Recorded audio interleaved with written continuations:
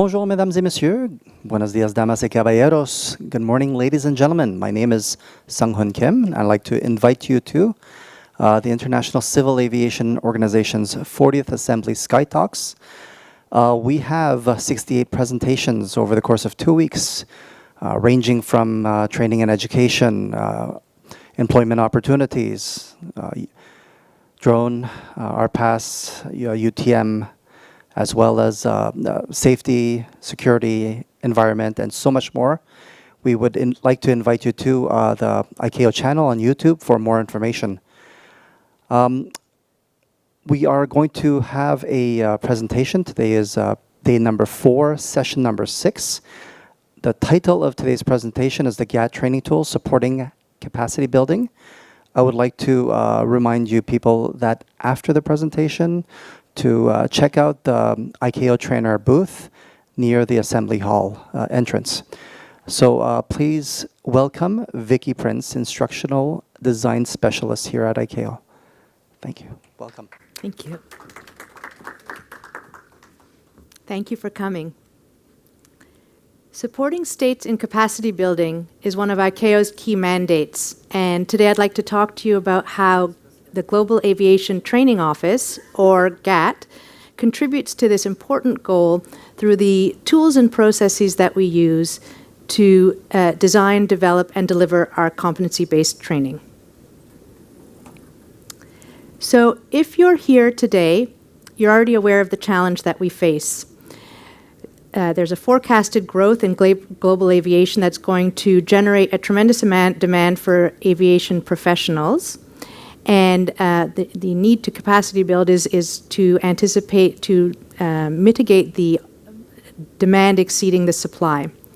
So this is why we have to focus on sustainable growth. The sustainable growth relies on the availability of qualified and competent personnel to fulfill all of the, to manage all the tasks associated with civil aviation. So how does GAT and how does training address this challenge? Through the standardized training of design and ensuring that the processes that we use are all consistent and standardized, which supports the safe and efficient growth of the industry and the transition of new professionals into the roles that they're going to fulfill. Aviation training is considered a support function of ICAO. And so we're going to start by looking at how GAT supports capacity building from a higher perspective, and then we're going to move towards how GAT uses specific tools and processes to support this goal. Traditional approaches to training focus on individual learning and perhaps team learning, but it doesn't address organizational goals or industry-wide goals, which is why we must turn to capacity building. Capacity building has many definitions, but by and large, what they all have in common is that they focus on the big picture and on the goals and strategies that look beyond our own organizations, but into future requirements. We have to focus on capacity building because given the scale of the challenge that we face, we just can't afford not to. Capacity building is a complex task with many activities and many stakeholders, and training doesn't address all of them, but it does focus on the ones that are highlighted. The transfer of knowledge, skills, and attitudes, or what we call competencies, to close future gaps, human resource development, and monitoring and evaluating the results of this training and the continual assurance that the training that is being developed is in line with future goals and that the benchmarks are accurate and reliable. So how do we know if training actually is supporting capacity building? It has to fulfill 3 criteria. It has to, first of all, be anchored in a plan that addresses future goals. It has to be competency-based, meaning it has to be job-oriented and focused on performance improvement. And finally, it has to be standardized in the development and the delivery. This is very important because we will know that the trainees who are taking these courses have shared competencies which are recognized and transferable, which promotes a more mobile workforce. ICAO has launched the concept of aviation training intelligence to support states and training organizations globally to build capacity. This is predicated, the whole notion of it is predicated on the idea that we have so much data that is coming towards us now, and what we need to be able to do is to discern what of all of this data that's coming at us is decision useful. Of all the content that we get and all the information, what can we use to, how can we extract what is really important and have that inform our path forward? The aviation training intelligence model is built on 8 elements. And each one of these elements, I just want you to note, is that they have their own methodology and tools associated with them. And we do have a course specifically built to help you identify what your own capacity strategic plan would be for capacity building, called Managing Aviation Intelligence, Aviation Training Intelligence. So it's quite complex, but we'll just touch on each one of the elements. First, you want to have a good understanding of what the current situation is and what the current trends are. So the first piece is to look at iSTAR, which is a trend analysis reporting system. Following this, the second element is ICAO Data Plus, which is a framework where you can see data sets that allow you to project into the future and forecast what your own specific training needs might be moving forward. There's the Trainair Plus electronic management system, which is a electronic management system that hosts courses. So if you already know what your training needs are, you check in and see if there's something that exists, there's a course already that exists that could meet your needs. If you're not sure of what your training needs are or you'd like to validate them, you could perform a training needs analysis using ICAO's web-based tool to do just this. If you knew what your training needs were and you didn't find it in TPAMs, you could also look in the Aviation Training and Education Directory. If you have determined that there is no course that exists to meet your training needs, you could use the instructional systems design methodology to develop a course. If the type of information or intelligence that you're looking for has to do with an existing course that trainees are attending, but you're not sure what kind of an impact the course is having, you could perform a post-training evaluation. And finally, you could look at the human resource development that is existing in your organization, and to ensure that the activities that they are performing are indeed aligned with the master plan, the Civil Aviation Master Plan, and that they're fulfilling the mandate that actually has been identified. Now, each one of these elements in isolation won't move you forward towards developing a strategic plan, but surveying the landscape of all 8 elements will. And that is critical to be able to review all of these aspects and help you build the aviation training intelligence you need to build a strategic plan to move you forward and support capacity building. As I mentioned, we use specific processes and tools to be able to fulfill the strategic plans that have been established.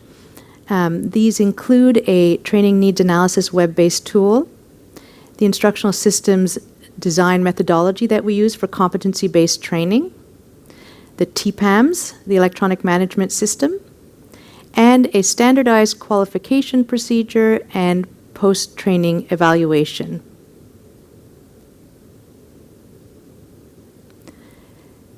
We had mentioned earlier that we have a standardized training needs analysis web-based tool.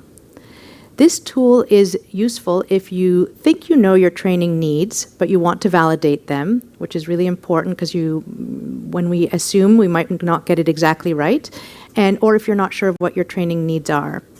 This web-based tool brings you through the 6 steps of the process, beginning with doing a organizational performance analysis and identifying what the performance issue is, and making sure you're aware of the impact it would have on the organization to not address it, and then if you do address it.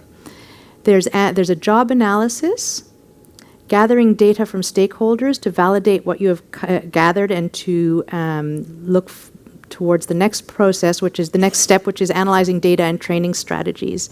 So it's here when you look at what you have collected and you determine if there's going to be a training solution or another type of intervention. And at the end of these steps, a report is generated, which summarizes the data that was collected or the information that was collected from the previous steps, and a recommendation is made for an area of courses that you can peruse in TPAMS. So there's a need that's identified, and you could go to TPAMS and see if there's already an existing course to address this need. If there isn't, you could also go to the Aviation Training and Education Directory and see if there's a partnership course that's been established and already could be applied. But if you determine that there is no course and you're going to have to build a course, you would apply the instructional systems design methodology that is used at Trainair Plus. It's to develop competency-based training courses. And what we mean by this is, very simply put, it's identifying a performance gap, and then we identify the ideal performance, and we analyze the space in between the two. So essentially that is stage one analysis. We go through the preliminary study, a job analysis, and then we also do an analysis of the target population, so we have a full picture. Stage two is the design and the development of the training, determining what the strategy you're going to use to deliver the training, and identifying the knowledge, skills, and attitudes or competencies that do need to be addressed. The third stage is evaluation, and it's a little misleading to have it there as a discrete stage on its own. One of the strengths of this methodology is that the evaluation process is iterative. It is implicated in every one of the stages, and there are feedback loops. So we develop, we review, we implement feedback and improve. So it's a continually improving system. But once the course is ready, there's a dry run, which we call validation delivery. And we gather sample participants and deliver the course as though it was going to be given to participants, to trainees. And we determine if the objectives that we set at the beginning actually are fulfilled through the course. Any feedback gets integrated back in, and then at the completion of that, we have a course that is ready to be delivered. We do also apply with our trainees the Kirkpatrick evaluation methodology. So we do track what the learners or the trainees' reactions are. Did they like it? The training? Did they learn from the training? Did their performance change as a result of the training? And did that performance change affect the organization? So this is our instructional design methodology. It's sort of our bread and butter, and it's what we use to develop our courses. I'd mentioned the Trainair Plus electronic management system earlier. That this is a tool that Trainair Plus developed to facilitate communication amongst members. It's also where we develop our courses. So the methodology that you just saw is exactly reflected stage by stage in TPAMS, and it's developed in a linear way so that you can't go through one stage, you can't get to the next stage before you completing each step in the previous stage. It also is a platform to share training packages, access a roster of validators and instructors. It produces course certificates, and it also dispatches trainee questionnaires. In order to become a qualified ICAO course developer, subject matter expert, validator, or instructor, you must go through the application process, which is uniform for every one of these applicants. This standardized process ensures that anybody involved in the process has the correct technical expertise and is aware of all the processes that we use and the tools that we use. So we're at a standardized level with everybody working on each training initiative. And we also have, on the theme of standardization, we also have standardized post-training evaluation process. So we've talked about developing a training needs analysis, determining what your training needs are. Then we develop the actual course through the instructional systems design methodology, and now we have a standardized evaluation methodology. This, I've mentioned that while you're in the course, you receive questionnaires about your impressions of the modules and at the end of the course.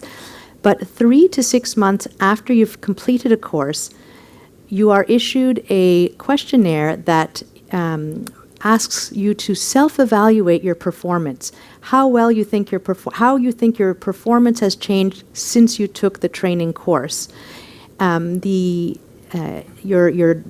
And supervisors also receive a similar questionnaire asking if the person who went to the training's performance was changed, or give their impressions on it. This allows us to measure the impact of the training on performance. There are 15 indicators in a number of areas. We use a calculation that weighs all of the inputs that we get from this questionnaire, and there's a weighted impact that's received, and we're able to identify where the strengths are of the course and how they are impacting performance. And if there are any areas that are lacking in any way, we're able to address it in the course design and go back and modify things so that we ensure that if we're looking at trends, and we're able to see overall that the performance is actually being changed the way it was intended to.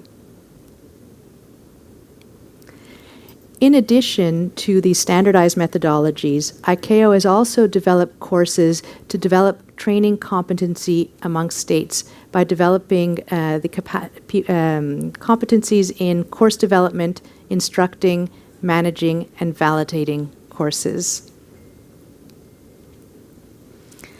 As we've gone through, it's pretty clear that there are benefits of these standardized processes because the output is courses that are uniform, reliable, and sound. The performance on the job is the focus, which is what is the intent of the competency-based training. The pooling of resources allows the reduction of duplication of effort. And there's an emphasis on sharing and collaboration. So as we move forward and address the challenge of the forecasted growth, we're able to do it collectively and ensure that together we're able to meet the needs of the future. I have touched on some of the areas that GAT addresses, but please feel free to meet our implementation at a booth just outside this door. Discover more about our programs, schedule bilateral meetings with TCB and GAT senior management, and provide us with feedback to help us improve our services. Thank you. Okay. Thank you, Vicky.